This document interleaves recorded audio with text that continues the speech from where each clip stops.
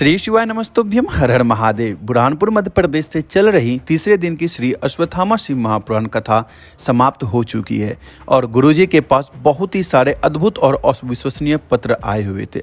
आप भी सुन के आश्चर्यचकित हो जाएंगे कि आजकल भी ऐसा चमत्कार होता है। ये सब महादेव की कृपा है। अगर आपको पूर्ण विश्वास है तो सब कुछ संभव है। चलिए सारे पत्र पढ़ते हैं। उससे पहले एक वीडियो को लाइक कर दीजिएगा। अगर मेरी आवाज़ पहली बार सुन रहे हैं तो चैनल को भी सब्सक्राइब कर लीजिएगा। तो पहला पत्र जो गुरुजी के पास आया था वो था आरती योगेश दुसाने जी का, जो कि बुरहानपुर जिले से आया हुआ था।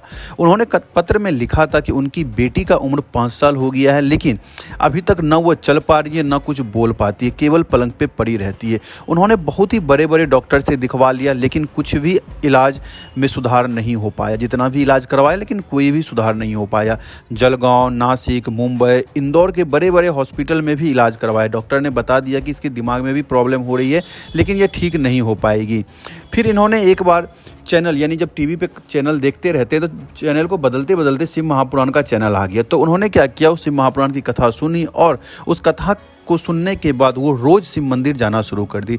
शिव मंदिर में जाने के बाद पूछा करती थी। शिव मंदिर का जो भी निर्माल होता था उसे हटा के साफ़ सुथरा करने के बाद मंदिर में जाके पूजा अर्चना शुरू कर दी। पूजा अर्चना करने के बाद वहाँ से थोड़ा सा जल प्राप्त करके लाती थी और बेलपत्र वहाँ से उठा के ले आती थी। बेलपत्र को थोड़ा सा तोड़ने, यानी कि चूर्ण बनाने के बाद उस बेटी को मुंह में थोड़ा थोड़ा देना शुरू कर दिया। फिर उन्होंने पशुपति व्रत करने का सोचा। पशुपति व्रत किया। पहला सोमवार उन्होंने पशुपति व्रत किया। सुबह की पूजा और शाम की पूजा अच्छे से उन्होंने कर ली। उसके बाद दूसरे दिन यानी दूसरा सोमवार जब आया तब उन्होंने फिर से पशुपति व्रत करने के लिए मंदिर गए दूसरे सोमवार की। तब महादेव की ऐसी दया हुई कि जब वो घर से लौट रही थी, यानी मंदिर से जब वो घर लौट रही थी, तो उसके घर पे बहुत ज़्यादा भीड़ लगी हुई थी। अब इनके दिमाग में ये चल रहा था कि इसके घर में हो क्या गया, कहीं उनकी बेटी को कोई दिक्कत तो नहीं हो गई। महादेव की ऐसी दया हुई कि जब वो घर पहुंचने वाली थी तो उसकी बेटी दौड़े दौड़े आई। अब यह एक महादेव की कृपा ही हो सकती है और इसके अलावा तो कुछ नहीं हो सकता है।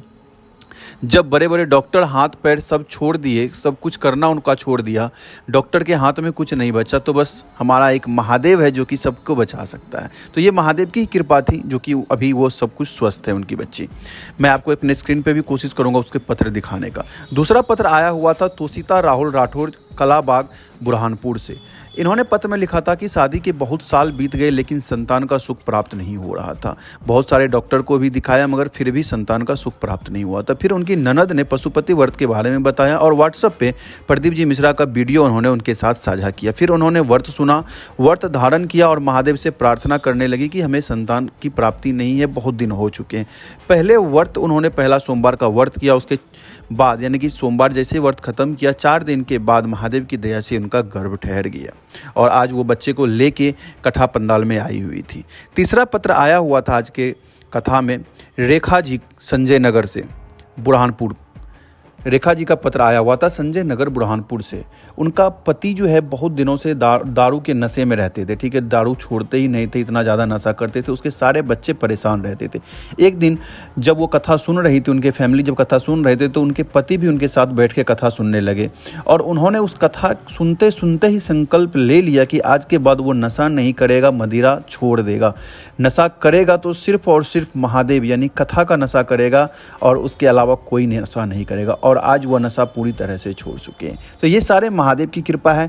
तीनों पत्र जो आए थे मैंने कोशिश की आप लोगों को बताने का। आशा करता हूं कि दी गई जानकारी उपयोगी लगी हो तो कमेंट में हर हर महादेव जरूर लिखिएगा, जिससे कि हमें पता चलता है कि आप लोग हमारे वीडियो सारे के सारे देखते हैं। मिलते हैं और भी इस तरह के वीडियो के साथ, तब तक के लिए श्री शिवाय नमस्तुभ्यम, हर हर महादेव।